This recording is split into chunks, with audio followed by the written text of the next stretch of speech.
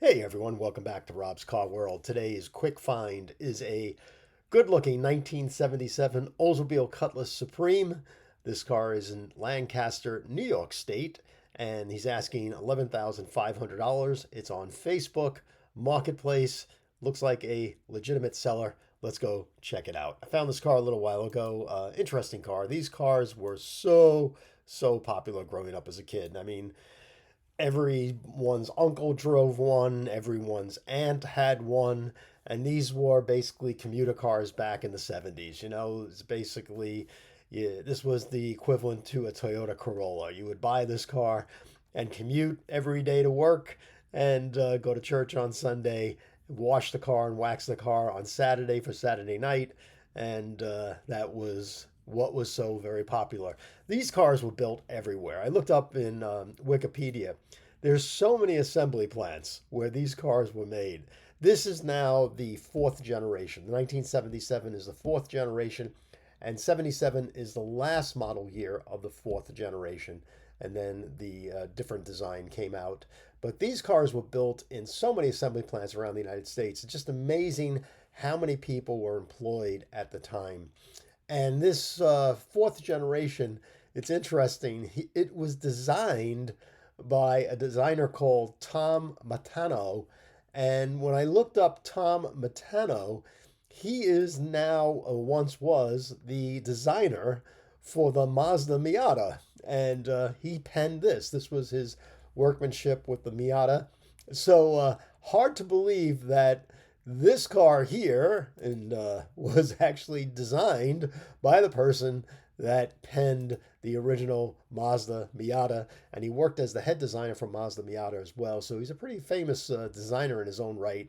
But what did I know? I mean, learn something new every day. So next time you go to a car show and you have this car, you can say, "Hey, this car, this is designed by the same person that penned the Mazda Miata." But getting back to this car's got the 350 cubic inch engine in 1977. Is kind of like somewhat of a carryover.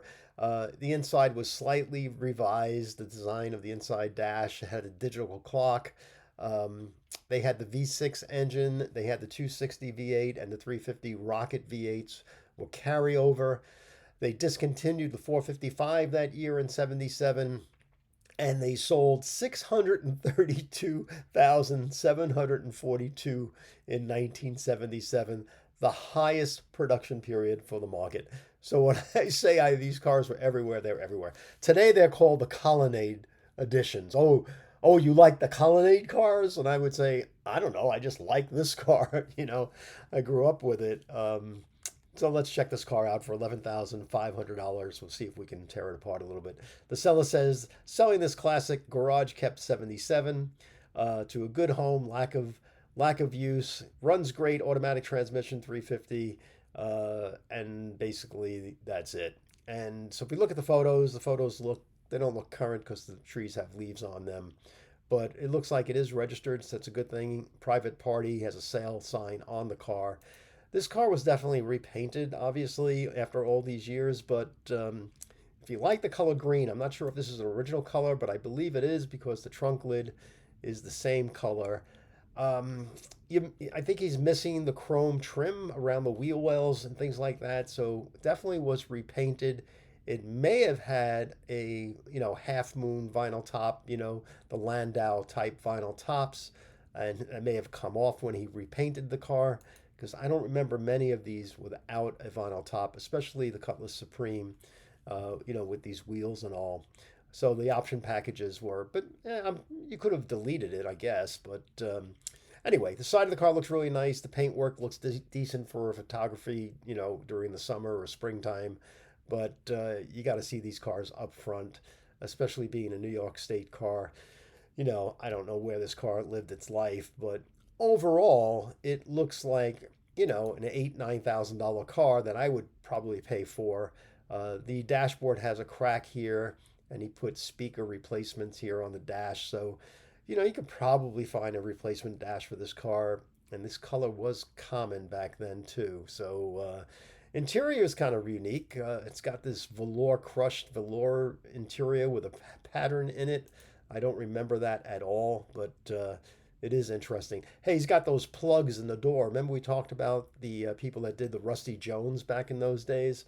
And this car looks like it may have been rust-proofed at its infancy, when the car was first bought. So again, if these plugs were added and he painted the door over, I don't know. I'm thinking that this might be an original color, but I'm sure there's people out there that would know better than I on that. But the rubber stripping looks to be original, not something new, so it's possible that color is original for that calendar year. Um, Everything looks pretty decent. The trunk lid looks nice. The rubber stripping around the trunk looks nice. He's missing the jack instructions. So a couple of things kind of like make me think that, obviously the car was repainted. The engine bay looks original and decent for its year. I mean, it's an old car, but it's got air conditioning and things like that. Very simple to work on. These were choked down with emissions back in '77. They weren't really a high performing engine, probably about 185 horsepower, if so, but enough to get you out of the way. I don't see any overspray in the fender wells here, so again, this paint color is an interesting color.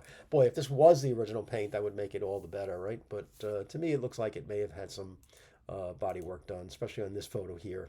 Anyway, that's it for this car. $11,500. Is it worth $8,000? I think it is. 8, 9, 10, 11. You're $3,500 away from making a deal with, you bring cash with you, and you never know. You may come home with a nice, decent car. You can make this car a daily driver. You can get into the hobby with a car like this. I think you just have a lot of fun. So, and it's a hell of a lot better than spending $50,000 on a new car. Again, this is Rob. Thanks for joining me here today. If you like this channel and video, please give a thumb up for the algorithm so so we get more population here. And please share this channel with friends that love cars, and that's how we're going to grow this channel. We appreciate seeing you here today. Enjoy, and we'll see you back here real soon. Thanks. Bye.